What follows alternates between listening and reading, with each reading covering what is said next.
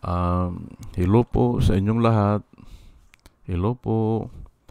Isang magandang umaga po sa inyong lahat. Good morning po sa inyong lahat.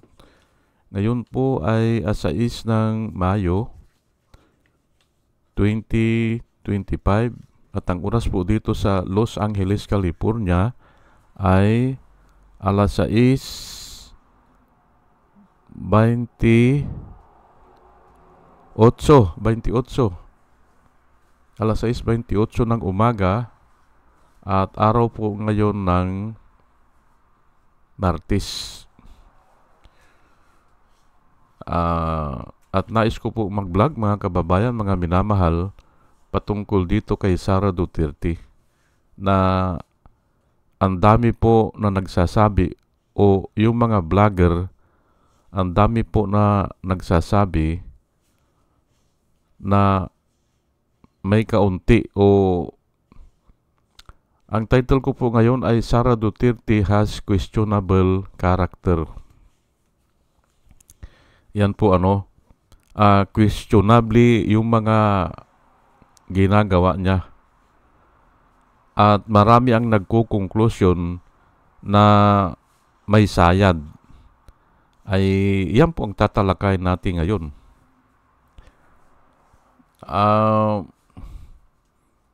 Madaling magalit o madali daw magalit, mapusok, hindi kontrolado ang sarili, at may kaunting sayad daw. Yan ang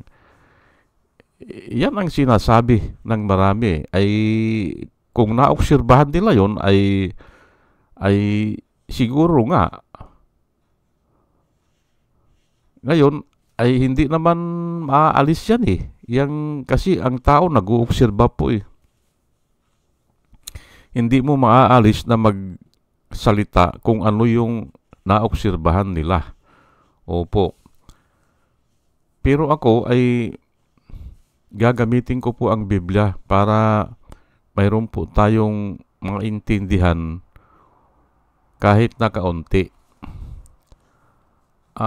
Mahirap namang husgahan si Sara kasi hindi naman natin siya alam. Hindi natin alam papaano siya pinalaki. Kaya mahirap pong husgahan. Hindi natin alam kung talagang ganun ang training niya o ganun ang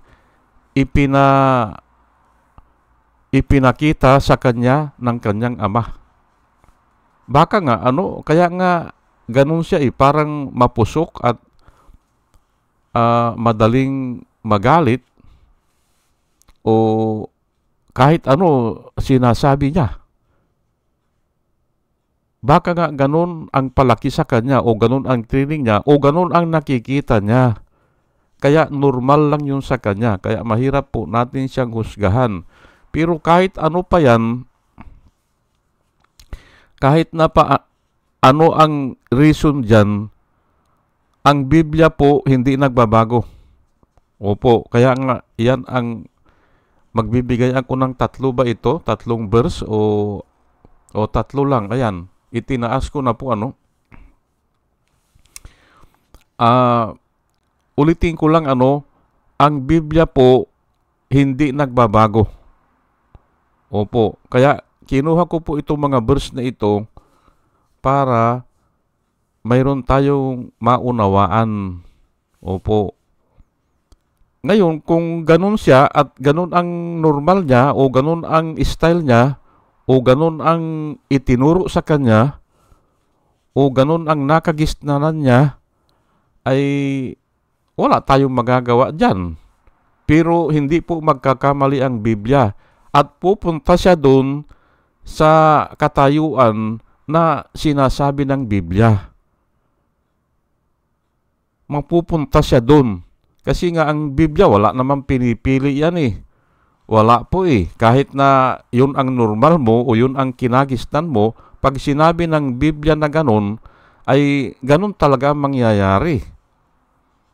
Opo. Kaya nga ako po ay ang nilalakad ko dito ay yung righteousness. Opo. Kung ano yung tama na nakasaad po sa Biblia, yun ang nilalakad ko dito. At napansin nyo rin siguro ay yung batas na yan, yung mga batas na yan ay ang Biblia din ang nagsasabi is just our tutor to bring us to righteousness. Is just our guide or guidelines or tutor or schoolmaster to bring us to righteousness. Mas mahalaga pa rin po ang righteousness kisa yang batas na yan. Pwede ngang tanggalin yan eh. Pwede, ang nakasaad po sa Biblia, pwedeng tanggalin ang batas. Opo. Ay, pero nga hindi pwede dahil yung mga tao na gustong sumunod sa batas, na gustong ipatupad ang kahit na kaliit-liitang batas, they will be judged according to the law. Ganun po eh. Kaya hindi pwedeng tanggalin yan. Ay kasi nga ay they will be judged according to the law. However, those who are saved, yung nagsisi na, yung humingi na ng tawad sa Panginoon, yung mga nagbago na, o yung binago na talaga ng Panginoon, wala na po, wala ng paglilitis. Opo, wala na sa harapan ng Diyos kasi ay pronounced not guilty na sila eh. Ganun po yan. Oh. At yun namang mga inosente, those having not the law, nakasulat po, those having not the law, o yung wala talagang alam sa batas, ay they will be judged according to their conscience. Ayan po. Tatlo po yan. Ngayon ay bago ko po ibigay itong mga Bible verse, apat pala ito, apat. Pinili ko po ito para mahagip natin yung style ni Sarah. Opo. Pero bago ang lahat po ay hayaan nyo muna na pasalamatan ko po muna itong mga sumusubaybay sa atin at batiin sila o i-pronounce yung mga pangalan nila. I hope I pronounce your name correctly. Ito po sila at salamat po sa inyong lahat. Pussycat, Doris May, Antonino, si Ronel, si Ebe Compio, Joey Valenzuela. Salamat po sa inyong lahat. Third pangatlo, user NB, Parot, Pabs Naranja, Romel Sorlier, Padua Lloyd Trabier, Andre Sanario, Jona Canao, Rosana Kawili, Bir Orozco, Ernie Caliago, Christine Joranas, Digna Umali, Julie Antan, Jose Labier Niabot, Andy Gimpaw, User GH, RC Guillermo, Joseph Angelo, Myra Medina, Rafael Aquilato, Mayit Hinsyo, Dio Yanong, Bilya Laguinyo, Mr. Yang Toy, Emilita Roa, Monica Dongsao, Richard Jamora, User KK, User XQ, Nelson Nukop, Salvacion Akisar, Sinaida San Andres, Joey Chavez, Ramon Junior Rojas, Hael Berdelyar, Rose Jack Normi, Arnel Araujo, Vicente Tablati, Sweet Potato, Kuku Guid, Orly Nunez, Estelia Rumbano, Arian Mendoza, Nieves Olaviris, Adrin Impalmado, Malaya Mendoza, Rolando Dordas, Mir Cabrera, Rolando Oliver Mamon ng Lapas Iloilo, Ana Marie Aldisimo, Eli Gasly, Maria Rivera, Marudaan, Manuel Diwa, Arvin Silot, Mila Coamag, Chicken Farmers TV, Online Piculio, Trico Mo Obriac, Concepcion Barsi, at saka si Bobby P. Salamat po sa inyong lahat. At ito naman po ang mga vloggers na nire-recommenda ko po sa inyo na ating panoorin at suportahan. Ito po sila, si Michael Apasible Bulletin, Attorney Insurrecto, Bunyog Pagkakaisa, Vlogcaster Armandin, Engineer Tuto Kausing, Aling Marie, Mr. Sa Totoo Lang To, Christian Isguera, PMTGR Vloggers, The Action Man, Roy Japan Taurus, Divina Apostol, CG Pichay, Kapihan ni Art at Ago, Dim Diyos Journey, Kakamping, Ang Batas with Attorney Claire Castro, Waldi Carbonel, Attorney Cielo Magno at saka si Kristan. Ugaliin po natin na makinig sa kanila at marami po tayong matututunan sa kanila. At nakikita ko po na sila ay nagbablog para po sa ikabubuti ng bayan o para po sa bayan. O sige po, at tayo po ay tuloy-tuloy na sa ating discussion. Ay ito nga, itong topic na ito, pinili ko ito kasi ang dami na po na nagbablog eh. Ang dami na nagsasabi. Pero nga ay para makapagbigay ako ng kaunting kaalaman patungkol dyan sa bagay na yan. Ay ito nga, Ecclesiastes chapter 7 verse 9, Be not quick in your spirit to become angry. Yan po ang nakasulat. Pinili ko po ito kasi nga fitted dun sa dun sa pinapakita ni Sara Duterte na style niya. Be not quick in your spirit to become angry, for anger lodges in the heart of fools.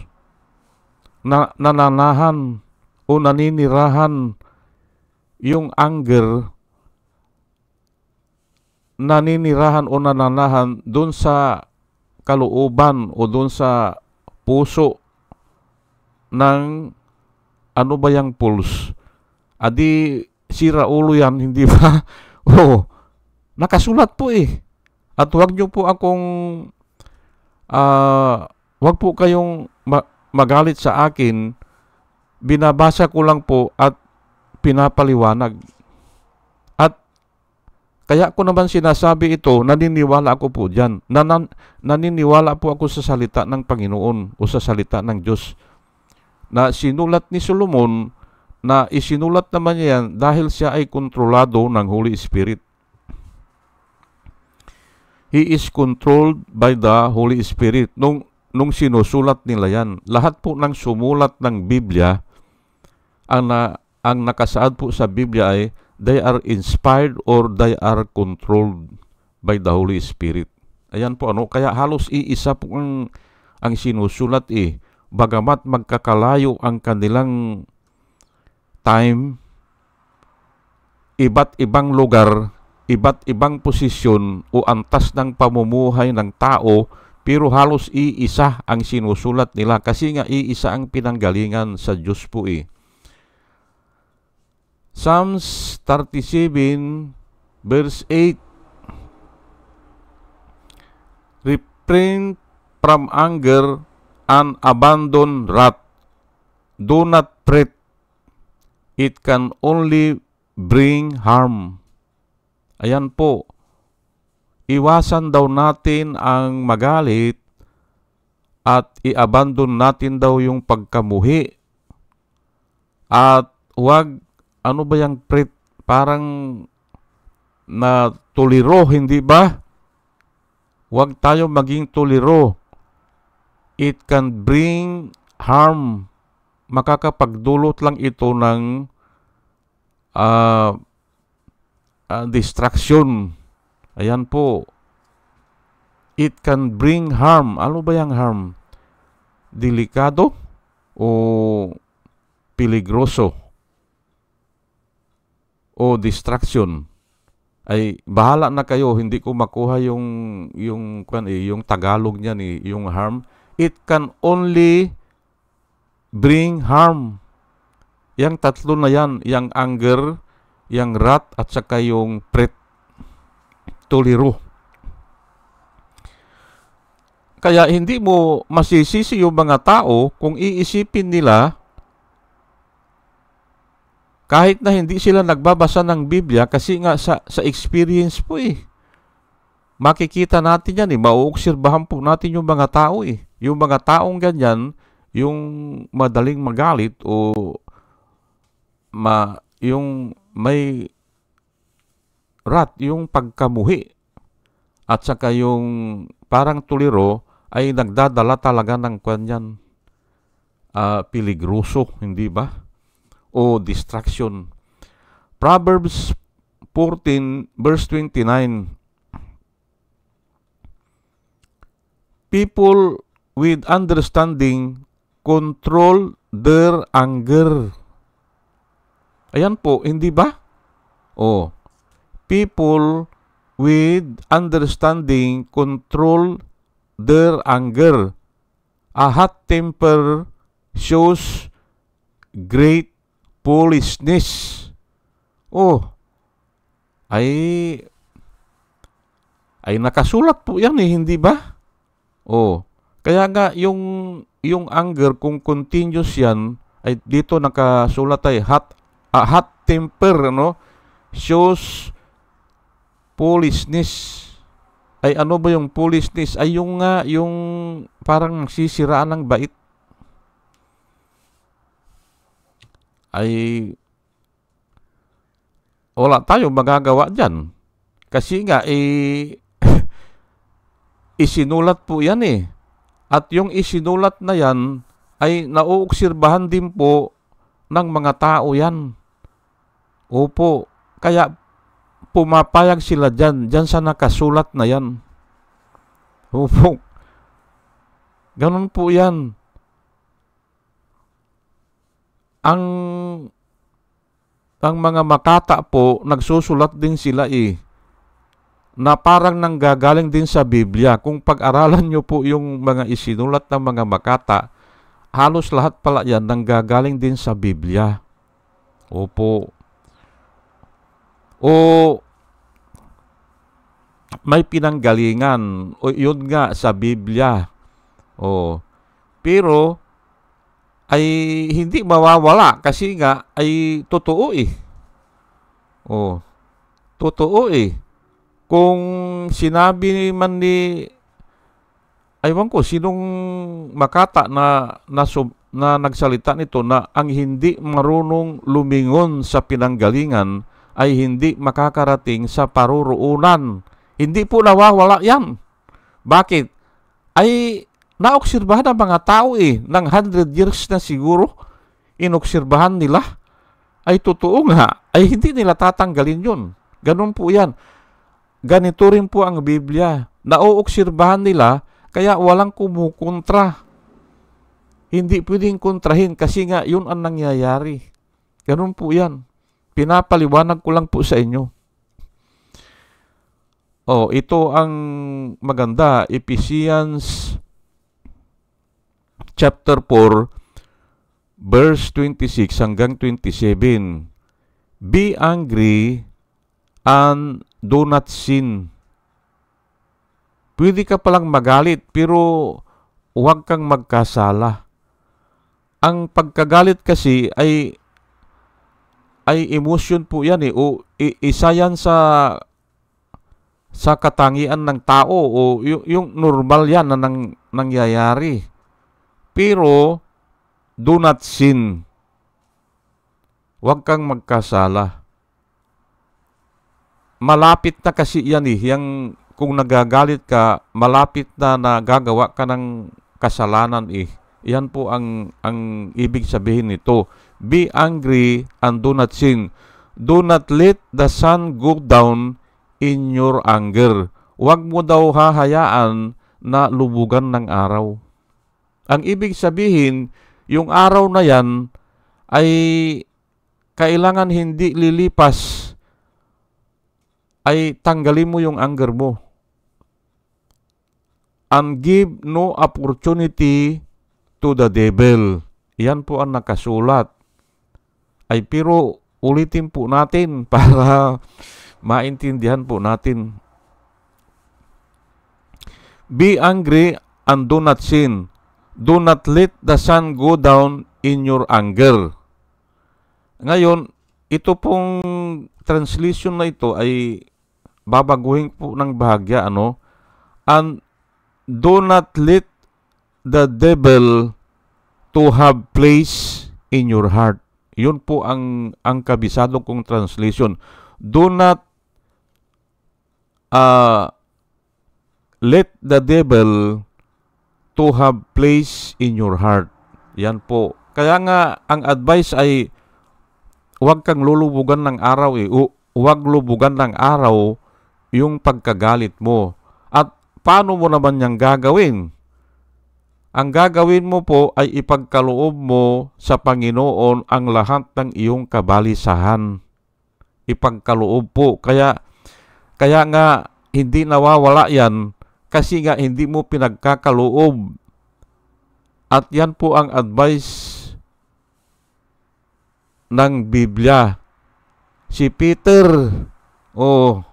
kasi mangingisda si Peter eh. Kaya alam niya yung nagkakas siya ng net, hindi ba?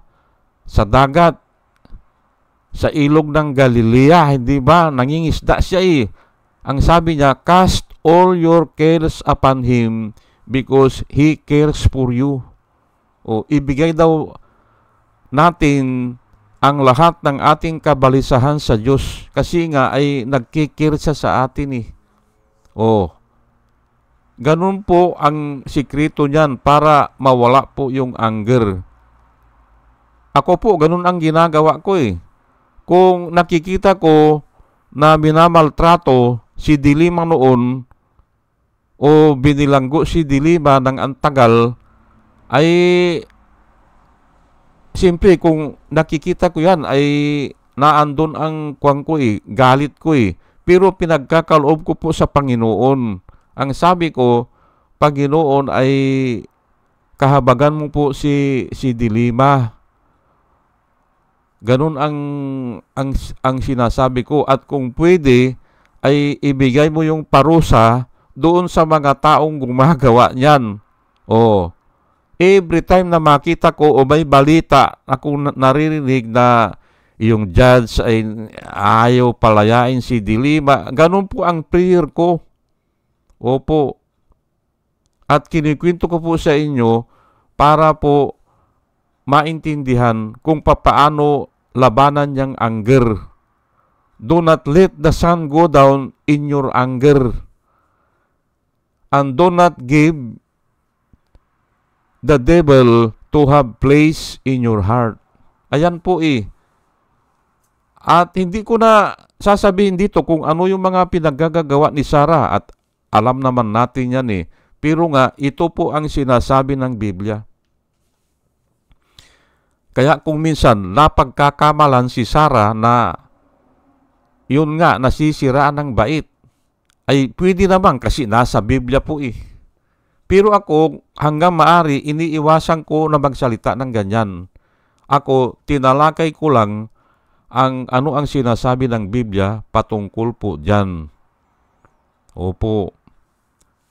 Ang tatalakay ko nga sana ngayon yung mga senatoriables na pwedeng iboto eh. Pero baka bukas na lang. Ito na kasi nga ang dami talaga nagtatalakay po sa YouTube. Ang dami na si Sarah ay mayroon pa ngang bago ngayon si Claire Castro eh. Sabi niya yung isip bata, hindi ba? Ang sabi niya naman yung huwag isip bata. Halos iisa po ang meaning niyan eh. Opo. Kasi yung bata ay talagang ganun yun eh. Gusto sa kanya lahat eh. Hindi ba? Sa kanya lahat, basta bata.